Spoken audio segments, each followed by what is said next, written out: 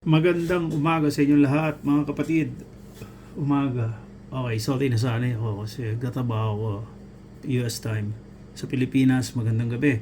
So, hindi tayo ngayon para kasi may nag-request sa ating isang kaputukan natin, no. Paliwanag ko daw para saan yung over travel screw. Okay, so sige. Paliwanag natin, mabilisan lang 'to. Siningit ko lang, medyo busy talaga eh. Tapos, okay, so, sorry hindi ko na maipakita, nagki-clear lang ako ng baril. Okay, dalawa kasi example ipapakita ko sa inyo kasi magkaiba sila ng itsura. Alright, so una, ang normal kasi na nakikitaan natin nito is yung 1911. So yun yung papakita ko. So ano ba yung over travel screw? So yung over travel screw, ito yung nakikita natin sa trigger, no? Ayun, papakita ko. By the way, na-clear ko yung mga unit natin, ipapakita. Ayun. Ayun, no, yung screw na yon sa may trigger. To, yun. Okay? So pag hinigpitan natin yan, actually lulusot lang yan dito, no? So sa shoe natin, lulusot yan dyan. Merong binabanggaan yan, mabanggayan dito sa ano natin. Dito, may binabanggaan yan dito sa ating magazine release, yung assembly na yan, no? Kasi diba tagusan yan eh. So dun yan bumabangga. Okay?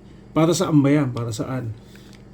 Para mas maintindihan nyo pala, no, kung paano yung sinasabi kung may binabanggaan, papakita ko sa TS2. So sa TS2, iba yung klase yung over travel niya, nasa taas. Kasi di ba iba yung trigger mechanism niya.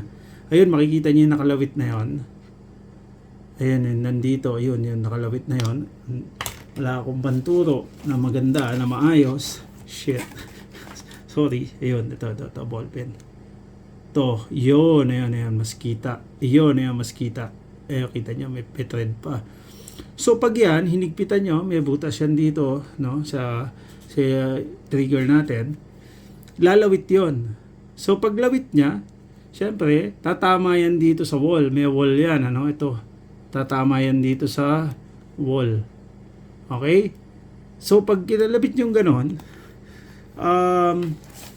ibig sabihin, yung, di ba pag nag-squeeze ka ng trigger na ganito, nagta-travel siya mula dyan, may wall, diba? Tapos magdi-disengage yung hammer mo. Ito example, diba yan?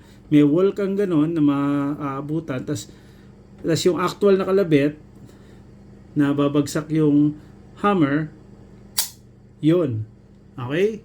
Tapos kung mapupunan nyo, di malalim yan normally, diba? Lalo na sa ibang barel na may mga yung yung walang over travel na screw.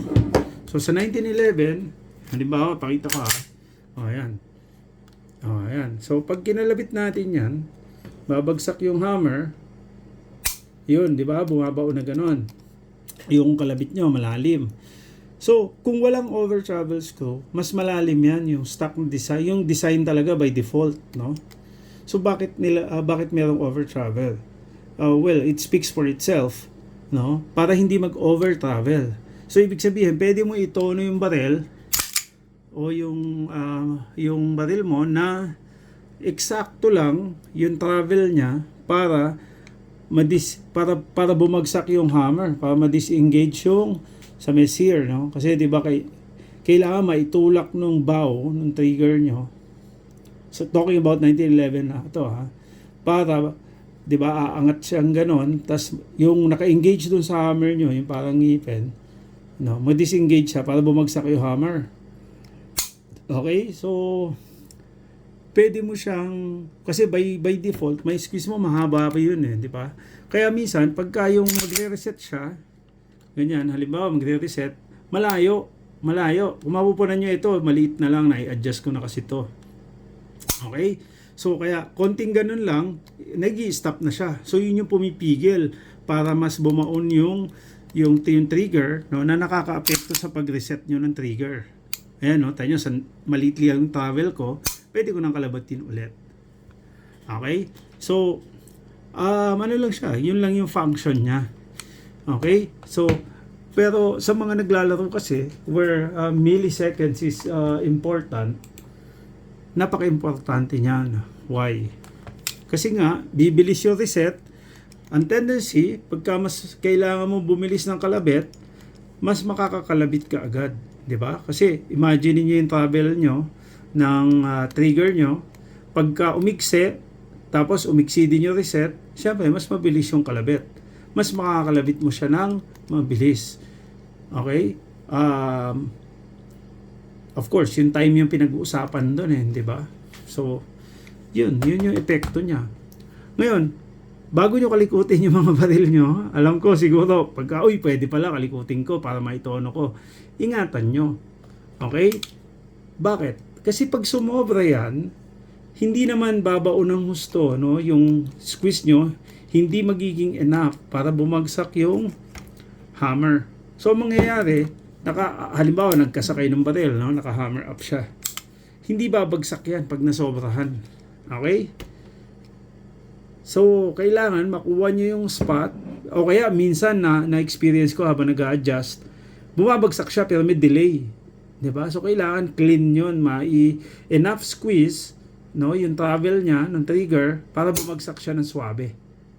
Pag may delay, kailangan nyo pa i-adjust.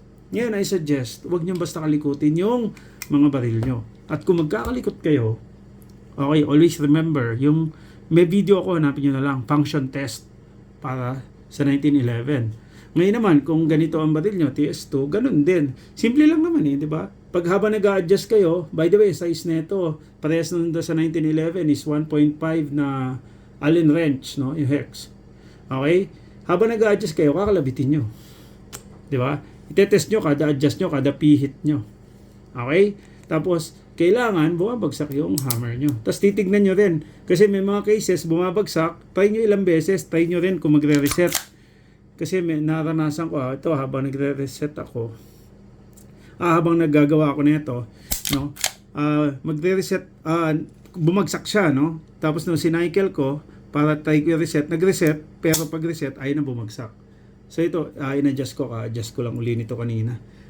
Okay, hindi ko na pinakita sa video kasi ahaba pero yun lang yun. Okay, so tandaan nyo, pag in-adjust nyo yun, ma-optimize yung travel, yung trigger nyo. Okay, pag sinabi ko ma-optimize, enough, no? Functioning siya with a minimal time para para makakalabit ka uli, no? At saka makapag-reset yung trigger mo. Yun lang, sana nakatulong ha. Magandang araw ulit sa inyo lahat mga kapatid. Bye bye.